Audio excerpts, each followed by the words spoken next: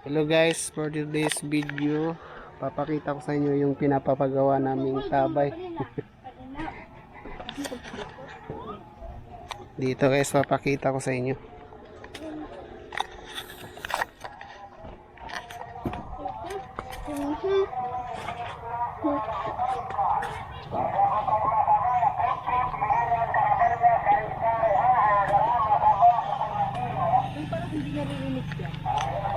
Narinig to, tinanggal.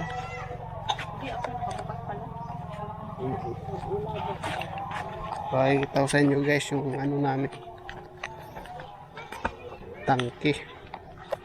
Hoy! Litsi ka na arkaihi diya ha. Yan guys, ito yung tangke namin oh.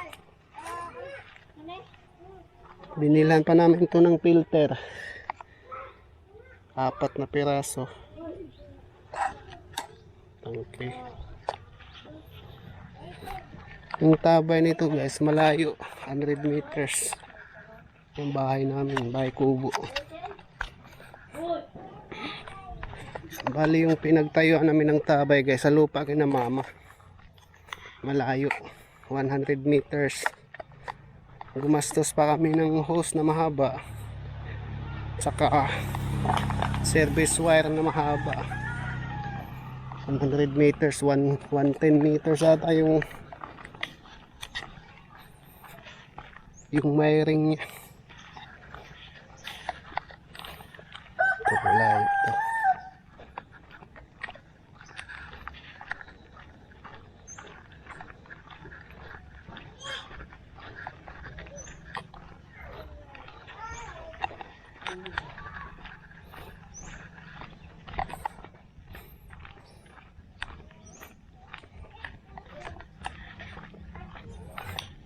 Dito yung lupa namin guys, di naman ganong malaki to, pero mahaba. Kinamama pala tong lupa dito guys, kaya dito kami gumawa ng balon.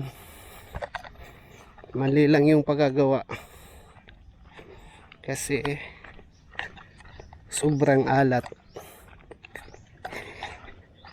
Palpak yung tabay namin guys. Bahay kubo guys, pinagawa ko to kasi tambayan pag walang ibang ginagawa. Hindi pa tapos, nilagyan lang ng luna. Hindi pa sarado. May duyan pa, may abuhan na to, hindi pa tapos. Dito yung itika namin dati guys, kaso yung itika namin wala na ano, parang hindi sumanay, patay ng 3 nang natira. Ito siya guys, ito yung service wire, 110 meters to guys, papunta sa bahay yung service wire. Ayan. May breaker dyan ginawa. Ito yung tabay namin sa baba. Service wire pa lang, gastos na, haba. Tsaka ito yung tabay guys. Ang mali lang dito, malapit sa dagat. Total, hindi naman talaga ano to guys, malayo pa to sa tabing dagat. Fish pan kasi to, hindi na ginagamit, kaya pag high tide pumapasok siya kasi may kanal yung gitna niya, yung pasukan ng tubig eh. Ito yung tabay namin guys. Yan, makina niya, kinakalawang na nga oh. Kalawang na, gumagana siya, kaso maalat. Lalo siyang umalat ng ano eh, nilagyan ng filter. Nilagyan namin ng filter na 4. Para ngayon nagiging 70% lang yung alat niya. 70% yung alat kasi may ano kami, water taster. Bali ano to guys, di ganong malalim to, mga 4 na dipa kasi may tubig na eh. Kaso nung habang inuhukay namin, may tumagas na, may tagas konti yung galing dagat. Di sabi ng ano na laliman pa natin para di makapasok yung alat daw. Di rin namin malaliman kasi naglaglagan na yung mga lupa sa gilid kasi may tubig nang lumalabas. Yun nga, nung una nito,